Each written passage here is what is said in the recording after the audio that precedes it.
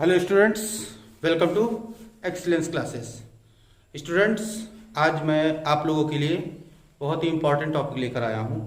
जैसे आप लोग किसी इंग्लिश की क्लास पढ़ रहे हैं और इंग्लिश की क्लास में आप लोगों को टीचर ने दे दिया वर्ड्स याद करने के लिए, तो आपके लिए पास सबसे बड़ी मुश्किल ये आती है कि वर्ड्स को याद किस प्रकार किया जाए। यहाँ पे मैं वर्ब्स को याद करने का तरीका नहीं है। आज के वीडियो में मैं आपको वर्ब याद करने के लिए बिल्कुल नहीं कहूँगा और ना ही वर्ब आपको याद करनी पड़ेगी।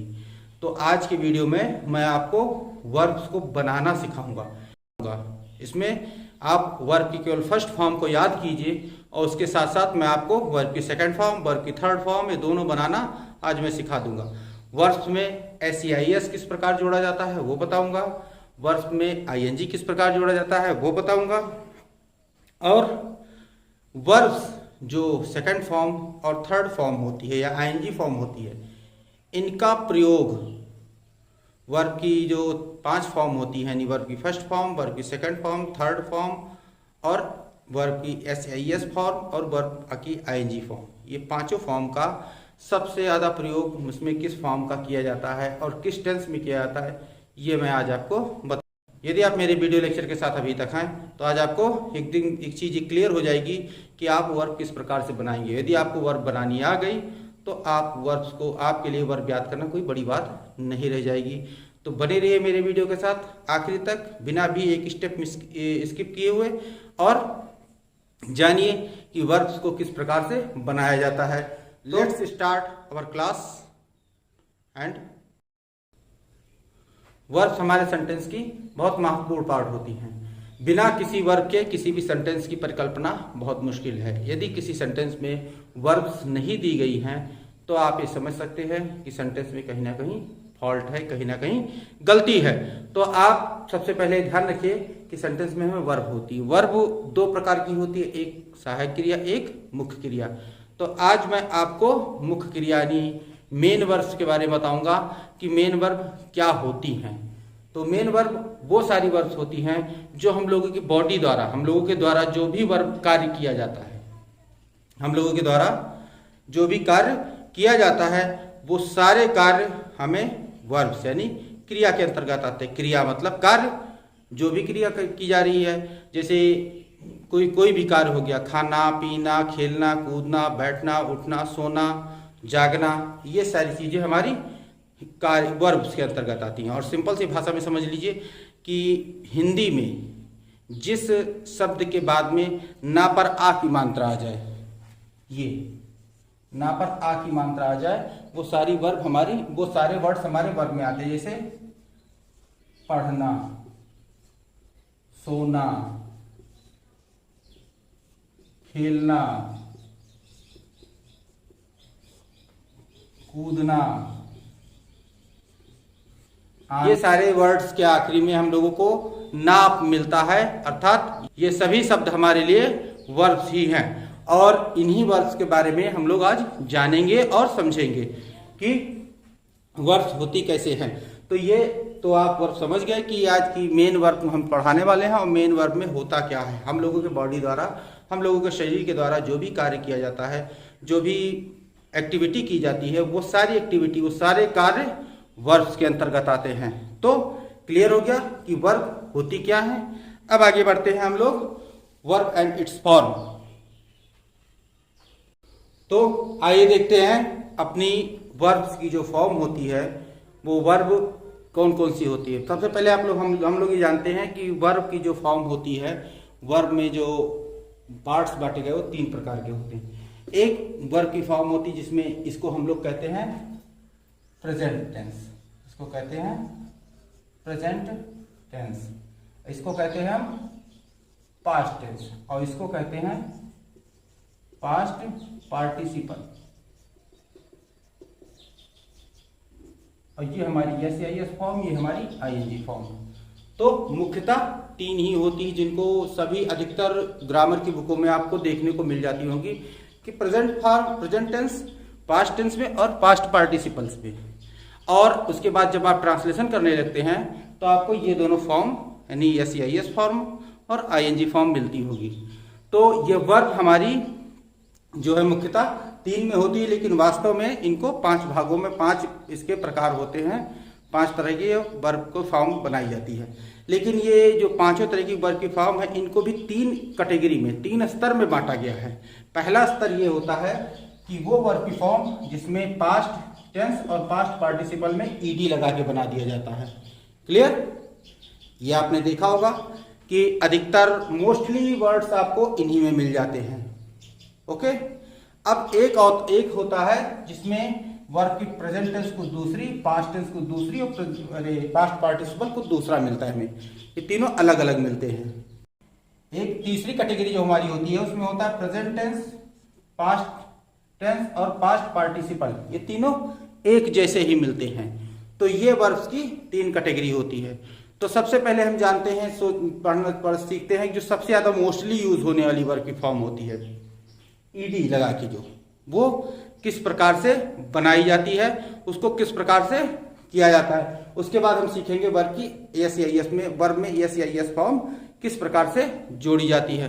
तो सबसे पहले आइए देखते हैं कि वर्ब की जो ईडी फॉर्म है ये किस प्रकार से, क्योंकि ये सबसे ज्यादा ये क्वांटिटी में आपके पास वर्ब की होती है कि ये जो नियर अबाउट मेरी जानकारी में लगभग 1000 वर्ब को जानकारी है मुझे, और उस 1000 वर्ब में नियर अबाउट 700 या 700 to 800 इसमें ईडी फॉर्म की वर्ब आपको मिल जाती है। उसके बाद थोड़ी सी ये मिलती है और सबसे कम ये मिलती है।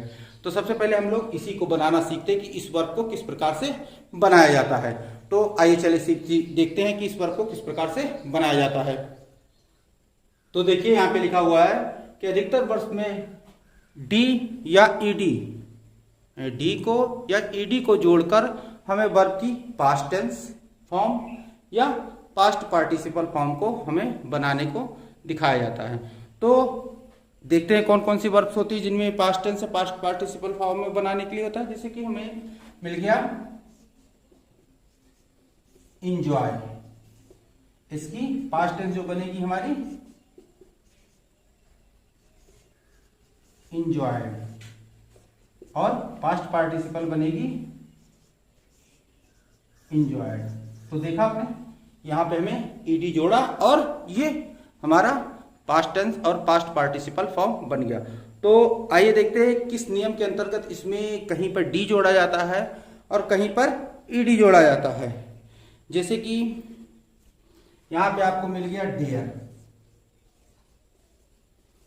तो इसको जो हम केवल डी ही जोड़ेंगे इसमें, डेयर्ड, और यहां भी डेयर्ड। अर्थात यहां पे आपने देखा कि यहां पे हमने ईडी ऐड किया था, लेकिन यहां पे केवल हमने डी ऐड किया। तो ये कुछ ऐसे नियम होते हैं, कुछ नियम्स होते हैं, कुछ रूल्स होते हैं जिनके अंतर्गत हमें कहीं पर डी जोड़ना रहता है, कहीं पे ईडी जोड़ना रहता है। तो उन रूल्स को आज हम जानते हैं। तो सबसे पहले देखते हैं पहला रूल क्या है हमारे पास, लेकिन उससे पहले इसे आप नोट कर लीजिए। नोट करने के बाद हम फिर आगे बढ़ते हैं। तो स्टूडेंट्स ये ध्यान रखिए कि वर्ब की फॉर्म में डी या ईडी बहुत ही सावधानी से, बहुत ही ध्यान से जोड़ा जाता है। अगर आपने कहीं भी गलती से कुछ भी अलग जोड़ दिया तो हमारा पूरी वर्ब की फॉर्म ही नहीं गलत होगी, पूरा सेंटेंस ही गलत हो जाएगा। तो आप यहाँ पे अगर आ गए हैं तो मेरी प्रत्येक नियम को बहुत ही सावधानी से देखिए, समझिए और पढ़ते हुए चलिए। तो सबसे पहले पहला नियम हमारे पास ये आता है कि यदि वर्ब की प्रेजेंट फॉर्म में, यानी फर्स्ट फॉर्म में, यानी प्रेजेंट टेंस फॉर्म जिसको कहते हैं, उसको फर्स्ट फॉर्म कहते हैं। तो वर्ब की फर्स्ट फॉर्म में यदि आखिरी में हमें ई मिल जाता है तो वहां पे केवल हम डी को जोड़कर ही वर्ब की पास्ट टेंस फॉर्म यानी कि सेकंड फॉर्म और पास्ट पार्टिसिपल फॉर्म यानी कि वर्ब की थर्ड फॉर्म को बना लेते हैं। चलिए कुछ एग्जांपल लेते हैं। देखिए पहला एग्जांपल ले लिया एडवाइस, ये आखिरी में ई मिल रहा है यहाँ पे, तो अर्थात यहाँ पे केवल हमें डी जोड़ के इसकी पास्ट फॉर्म और पास्ट पार्टिसिपल फॉर्म को क्लियर कर लिया जाता है। क्लियर? एक इसके पहले वाला ही एग्जांपल ले लेते हैं जिससे इसमें देखिए। तो यहाँ पे देखिए आपको ये एग्जांपल मैंने अपनी पिछली स्लाइड से ही उठा लिया है कि इस एग्जांपल में आपको आखिरी में ई मिल रहा है, तो यहाँ पे डी जोड़कर, यहाँ पे भी डी जोड़कर आप इसकी पास्ट टेंस फॉर्म और पास्ट पार्टिसिपल फॉर्म को तैयार कर सकते हैं। चलिए इसे आप नोट कर लीजिए, फिर आगे कुछ स्लाइड में कुछ और नियम बताते हैं।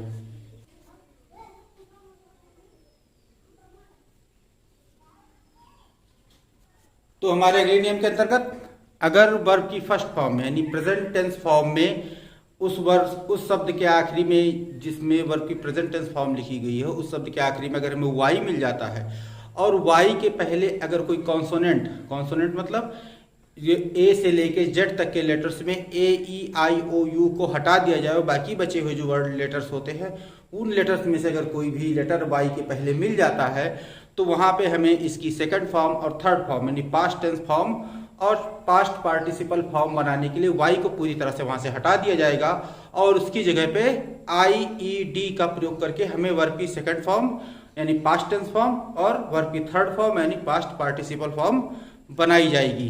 चलिए कुछ एग्जाम्पल लेते हैं इसके हम। तो देखिए यहाँ पे एग्जाम्पल है ट्राई, यानी कि वाई के पहले कॉन्सोनेंट मिल रहा है यानी ए ई आई ओ यू, इसमें से कोई भी वर्ड नहीं मिल रहा है, ये आर मिल रहा है। तो अर्थात यहाँ पे वाई को हमने हटाया और आई ई डी लगाया और इसी के साथ साथ हमने वर्ब की सेकंड फॉर्म और थर्ड फॉर्म को तैयार कर लिया। यहाँ भी क्राई के बाद वाई हटाया, आई ई डी लगाया और यहाँ भी आई ई डी लगा के हमने वर्ब की सेकंड फॉर्म और थर्ड फॉर्म को तैयार कर लिए। चलिए इसे आप नोट कर लीजिए और इसके बाद हम आपको बताते हैं इसके आगे कुछ और नियम।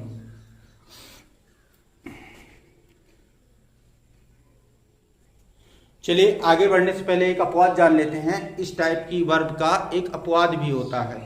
अपवाद मतलब अंग्रेजी भाषा में जो नियम दिए जाते हैं उन नियमों के अतिरिक्त यानी उन नियमों को कुछ वर्ड्स ऐसे होते हैं जो नियमों को मानते ही नहीं है और उन नियमों के अतिरिक्त उनका अपना ही अलग होता है। जैसे कि आपको मैंने अभी बताया कि अगर किसी भी प्रेजेंट फॉर्म के आखिरी में वाई मिल जाता है और उसके पहले कोई कॉन्सोनेंट मिल जाता है तो उसके सेकंड फॉर्म और थर्ड फॉर्म को हमें वाई हटा के आई ई डी बना लेता है। लेकिन एक वर्ड ऐसा होता है जो इस नियम को नहीं मानता है, वो वर्ड है हमारा फ्लाई।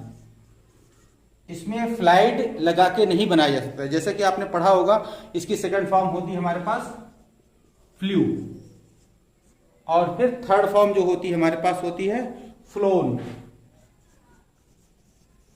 अर्थात यहां पे आपने देखा कि ये वर्ड हमारा जो है ये उस नियम को नहीं मानता जो मैंने आपको पिछली स्लाइड में बताया था। तो कुछ शब्द अंग्रेजी के ऐसे होते हैं जो अपवाद होते हैं, जो नियमों को नहीं मानते हैं। तो उन अपवाद की कोई एक्सप्लेनेशन नहीं होती, वो अपवाद होते हैं तो होते हैं। तो इस अपवाद को आप नोट कर लीजिए कि ये अपवाद फ्लाई वर्ड के साथ इसकी सेकंड और थर्ड फॉर्म बनाने के लिए हम लोग आई ई डी नहीं जोड़ सकते, इसको ऐसे ही रहने देते हैं। इसे भी आप लोग नोट कर लीजिए। तो पिछले नियम के अंतर्गत हमने क्या पढ़ा था, अगर प्रेजेंट फॉर्म के में वाई के फर्स्ट फॉर्म में कोई भी किसी भी वर्ब के फर्स्ट फॉर्म में आखिरी में वाई हो और वाई के पहले कोई कॉन्सोनेंट हो तो वाई को हम लोग हटा देते हैं और आई ई डी लगा के हम लोग वर्ब की सेकंड फॉर्म और थर्ड फॉर्म बनाते हैं। लेकिन इस नियम के अंतर्गत अगर वाई किसी भी वर्ब के आखिरी में वाई मिल रही है हमें और वाई के पहले अगर कोई वॉवेल मिल रहा है यानी ए ई आई ओ यू, ये सारे वर्ड अगर ये सारे लेटर हमें वाई के पहले मिल रहे किसी भी वर्ब में तो वहां पे वाई को हम लोग हटाते नहीं हैं। वाई के बाद हम लोग ई डी लगा देते हैं और हमें वर्ब की सेकंड फॉर्म और थर्ड फॉर्म मिल जाती है। जैसे यहां देखिए कि जैसे हमारे पास है एक वर्ड प्ले, यहां पे देखिए वाई के पहले ए आया है तो इसको जब हम सेकंड फॉर्म में बनाएंगे तो हमारा हो जाएगा प्लेड, ठीक। और थर्ड फॉर्म भी यही हो जाएगी हमारी प्लेड। क्लियर? या फिर यहां भी देख लीजिए वही वर्ड जो शुरू में पहली स्लाइड में लिया था हमने, इंजॉय, और इंजॉय के आखिरी में वाई के आखिरी में ओ है, पहले ओ है तो ये वॉवेल मिल रहा है तो ये हमारा हो जाएगा इंजॉयड और इंजॉयड, ठीक। क्लियर? तो इस चीज का ध्यान रखिएगा कि आप जब भी किसी भी फॉर्म में ईडी जोड़ रहे हैं और वाई मिल रहा है तो वाई के पहले देखिए कॉन्सोनेंट है या वॉवेल है। अगर कॉन्सोनेंट है तो वाई हटाइए, आई ई डी लगाइए, और अगर वॉवेल है तो वाई को मत हटाइए, ई डी लगाइए और आपका वर्ब की सेकंड फॉर्म और थर्ड फॉर्म तैयार हो जाएगी। चलिए नोट कर लीजिए इसे। तो इस नियम के अंतर्गत क्या होता है कि यदि किसी वर्ब की फॉर्म में, फर्स्ट फॉर्म में, अंत में हमें, अंत का लेटर में कोई कॉन्सोनेंट मिल रहा है और उस कॉन्सोनेंट के पहले कोई सिंगल वॉवेल मिल रहा है, मतलब कॉन्सोनेंट मिला और उसके पहले कोई ए ई आई ओ यू के का इसी में से कोई एक लेटर मिल गया, तो वहां पे हमें उस वर्ब की फॉर्म को ईडी लगा के सेकंड और थर्ड फॉर्म बनाई जाती है। लेकिन उसमें ईडी लगाने से पहले जो आखिरी का कॉन्सोनेंट लेटर होता है उसको हमें डबल कर देना रहता है, यानी 2 बार उसे लिख देना रहता है। उसके बाद ईडी लगा के हमें वर्ब की सेकंड फॉर्म और थर्ड फॉर्म को बनाना रहता है। जैसे देखते हैं एग्जाम्पल लेकर हम, जैसे एग्जाम्पल लिया पैट, पैट माने होता है थपथपाना, तो पैट थपथपाना होता है, तो इसको जब हम बनाएंगे तो हमारा हो जाएगा पैटेड, क्योंकि टी कॉन्सोनेंट था, ए वॉवेल था, तो यहाँ पे इसकी सेकंड फॉर्म पैटेड हो जाएगी, कॉन्सोनेंट को डबल किया, और थर्ड फॉर्म में भी पैटेड कर देंगे हम। ओके, और अगर ऐसे आ जाता है हमारे पास स्टॉप, तो स्टॉप की सेकंड फॉर्म भी हम लोग स्टॉप्ड यानी डबल पी लगा के लिखेंगे, ठीक, और थर्ड फॉर्म में भी हम लोग स्टॉप्ड का प्रयोग करेंगे। क्लियर? आशा ये चीज समझ में आ गई होगी। चलिए इसे आप इसी की रूल को नोट करके, एग्जाम्पल को नोट कीजिए, फिर आगे कुछ और रूल है उसे बताते हैं। चलिए देखिए, अगला रूल है कि जिन वर्ब्स के आखिरी में हमें डी मिल जाता है, यानी वर्ब की फर्स्ट फॉर्म में अगर हमें डी मिल रहा है तो हम लोग उसकी सेकंड फॉर्म और थर्ड फॉर्म को में डी को हटा के टी लगा देते हैं। जैसे कि आप लोगों के पास एक एग्जांपल लेते हैं हम लोग सेंट का, तो इसकी सेकंड फॉर्म में क्या बनती है, सेंट, और थर्ड फॉर्म में भी सेंट लिखा जाता है। क्लियर? और उसके बाद फिर एक आता है वर्ब हमारा बेंड, तो इसकी सेकंड फॉर्म क्या बनती है हमारी, बेंड, यानी डी को हटाया टी लगाया, और इसमें भी थर्ड फॉर्म होती है बेंड। क्लियर? तो ये आप जान लीजिए कि किसी भी वर्ब के यदि आखिरी में हमें डी मिल जाता है तो वहां पे हमें डी हटा के टी लगा देना रहता है और वर्ब की हमें सेकंड फॉर्म और थर्ड फॉर्म क्लियर हो जाती है। चलिए इसे आप नोट कीजिए जल्दी से, और फिर और एग्जांपल बताते हैं और रूल्स बताते हैं। तो अगले रूल्स के अंतर्गत हम लोग देखते हैं कि जिन वर्ब्स की फर्स्ट फॉर्म के अंत में हमें डी या टी मिल जाए और डी या टी के पहले कोई डबल वॉवेल मिल जाता है, तो वहां पे सेकंड फॉर्म और थर्ड फॉर्म के लिए हमें एक वॉवेल को हटा देना रहता है। जैसे यहाँ देखिए, ये लिखा है ब्लीड, यानी डी मिला और उसके शुरू में पहले डबल वॉवेल, तो एक ई को हटा के हमने इसे बना लिया ब्लेड, और फिर इसे भी ब्लेड। इसी तरह फीड, फीड में एक ई हटाया, फेड हो गया, फेड हो गया। यहाँ पे शूट, आखिरी में टी मिल रहा है, डबल वॉवेल, शूट, आखिरी में टी मिल रहा है, डबल वॉवेल ओ के साथ है, तो यहाँ पे इसका सेकंड फॉर्म हमने एक ओ हटा के बनाया, सेकंड और थर्ड फॉर्म। आशा समझ में आ गया होगा। चलिए इसे आप नोट कर लीजिए, फिर आगे बताते हैं। तो स्टूडेंट्स, आशा है पिछली स्लाइड तक पढ़ाए गए आपको ईडी लगाने के रूल आपको क्लियरली समझ में आ गए होंगे। अब हम आ जाते हैं अपने किसी भी वर्ब में एस या ई एस के जोड़ने के नियमों पर। अर्थात यदि वर्ब का लास्ट लेटर हमारा सी एच है, एस एच है, ओ है, एक्स है, एस है या एक्स है, ओ है, एस है या एक्स है या एस एच है, सी एच है, तो इसके आखिरी में हम लोग ई एस का प्रयोग करके और उसमें हम ई एस जोड़ देते हैं। और इसके अतिरिक्त अगर कोई भी लेटर मिल रहा है तो वहां पे नॉर्मली हम लोग एस को प्रयोग कर लेते हैं। अब आ जाते हैं अपने किसी भी वर्ब के लेटर में अगर वाई मिल रहा है तो वाई के पहले यदि वॉवेल आ रहा है तो वाई के बाद हम लोग केवल एस, नॉर्मली एस का प्रयोग कर लेंगे। परंतु यदि वाई के बाद हमें, वाई के पहले में कोई कॉन्सोनेंट मिल रहा है तो वहां पे वाई को हम नहीं रहने देंगे, वाई को हटा के हम लोग आई ई एस का प्रयोग कर लेंगे। क्लियर? चलिए इन नियमों को नोट कर लीजिए, फिर आगे बढ़ते हैं। तो स्टूडेंट्स, ये हमारा आखिरी रूल है। इस रूल के अंतर्गत आपको आईएनजी जोड़ने को बताया जाता है। तो नॉर्मली आप लोग सभी जानते हैं कि वर्ब की फर्स्ट फॉर्म में ही आईएनजी जोड़कर हम लोगों को आईएनजी फॉर्म तैयार कर ली जाती है। परंतु ये ध्यान रखिए कि अगर वर्ब की फर्स्ट फॉर्म के आखिरी में ई आ रहा है और ई के पहले कोई कॉन्सोनेंट अगर मिल रहा है तो वहां पे हम लोगों को ई हटा के आईएनजी लगाना रहता है। और यदि वर्ब के आखिरी में कोई कॉन्सोनेंट आ रहा है, यानी ए ई आई ओ यू, ये शब्द नहीं कोई दूसरा शब्द आ रहा है, तो वहां पे हमें और उस शब्द के पहले कोई वॉवेल मिल रहा है, यानी कॉन्सोनेंट आखिरी में आ रहा है, कॉन्सोनेंट के पहले कोई वॉवेल आ रहा है, तो आईएनजी लगाते समय लास्ट वाले कॉन्सोनेंट को हम लोग डबल कर देते हैं, 2 बार लिख देते हैं। और यदि किसी भी वर्ब के आखिरी में आई ई आ रहा है तो वहां पे यदि हम आईएनजी जब लगाने जाएंगे तो आई ई को हम लोग हटा देंगे और आई ई की जगह पे हम लोग वाई का प्रयोग करके वहां पे आईएनजी का प्रयोग करेंगे। चलिए ये रूल आप नोट कर लीजिए, फिर इसके बाद हम 1-2 एग्जाम्पल ले लेते हैं सबके। तो स्टूडेंट्स ये कुछ एग्जाम्पल है जो कि पिछले जो रूल मैंने पिछले स्लाइड में दिया था आईएनजी लगाने का उससे संबंधित है। तो आप लोग इन एग्जाम्पल्स को नोट कर लीजिए और फिर हम लोग आगे बढ़ते हैं। तो स्टूडेंट्स इसी के साथ हम लोग मेरी आज ये वीडियो लेक्चर यहीं पे खत्म करता हूं। आशा है यहां तक की वीडियो लेक्चर में आप लोग इस चीज में आप क्लियरली समझ गए होंगे कि वर्ब्स को किस प्रकार से बनाया जाता है। तो आशा है आप जब भी कभी आपके टीचर अगर आपको वर्ब्स याद करने के लिए कहेंगे तो आपकी वर्ब की केवल फर्स्ट फॉर्म ही याद करेंगे, उसके बाद आप लोग वर्ब्स को बना डालेंगे। ये अगर वीडियो आपको पसंद आ रहा है और मेरे चैनल पे अगर अच्छी इन्फॉर्मेशन मिल रही है तो आप जब भी कभी आपको वर्ब याद करने को दिया जाएगा तो आप वर्ब की फर्स्ट फॉर्म याद करेंगे, उसके बाद वर्ब्स को बना डालेंगे अपनी क्लास में, सबसे पहले आप लोग याद कर लेंगे। तो हमारे ख्याल से ये वीडियो आपको अच्छी तरीके से समझ में आ गया होगा। और यदि आपको वीडियो समझ में आया है और ये वीडियो लेक्चर आपके किसी काम का है तो आप वीडियो को लाइक कर दीजिए और साथ ही साथ अपने दोस्तों को शेयर भी कर दीजिए करके मैं वीडियो बनाता हूं। और अगर इस मेहनत में आपके लाइक और शेयर का जो फल मिल जाता है तो उससे मुझे बहुत ही हिम्मत मिलती है कि मैं अपने वीडियो को और भी अच्छा बनाऊं और भी अच्छी जानकारी, बहुत ही अच्छी इन्फॉर्मेशन मैं आप सब तक लेकर आऊं।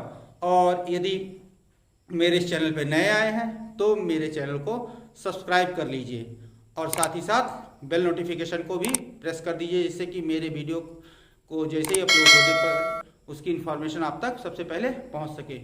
और साथ ही साथ मैं ये भी कहना चाहूँगा कि इस वीडियो लेक्चर के पहले मैंने कुछ ट्रांसलेशन के वीडियो लेक्चर दिए हैं और कुछ डायरेक्ट इनडायरेक्ट वीडियो लेक्चर दिए हैं, उनको भी जाके आप देख के अपनी नॉलेज बढ़ा सकते हैं, जिनको मैं ऊपर आई बटन में और नीचे डिस्क्रिप्शन में डाल दे दूंगा, जहां से जाके आप इस वीडियो को आसानी से देख सकते हैं।